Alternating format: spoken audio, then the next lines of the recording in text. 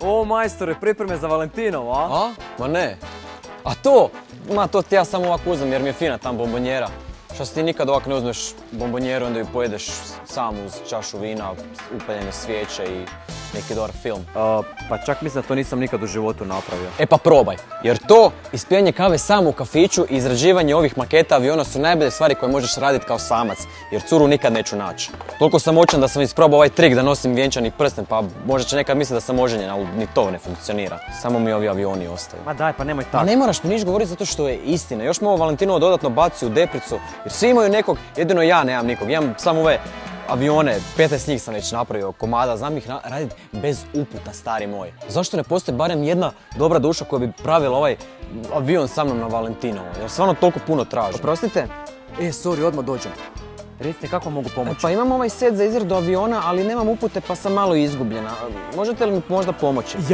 Ja ne znam ništa o tome, ali imam savršenu osobu koja bi vam mogla 100% pomoći. Evo sam malo.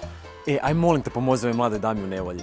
Pa ovaj bivši ostavio ovaj set kad se selio iz stana i krenula sam to sama raditi jer mi je dosadno i treba mi društvo za ovo Valentinovo, ali sam shvatila kako nemam upute, a zapela sam kod izrade motora. Joj, znam točno o čem pričaš, znači to ti je u stvari stvarno lagano.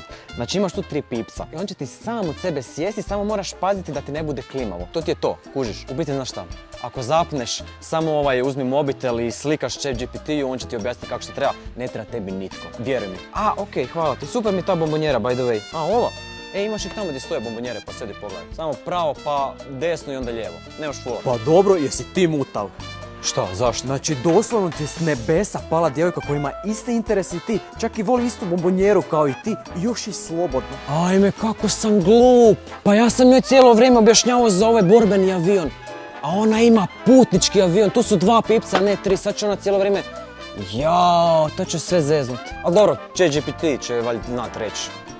Gdje sam ono stao? Da. Koliko ja nemam sreće u ljubavi, stari moj, Nijedna srodna duša da pravi sa mnom te avione.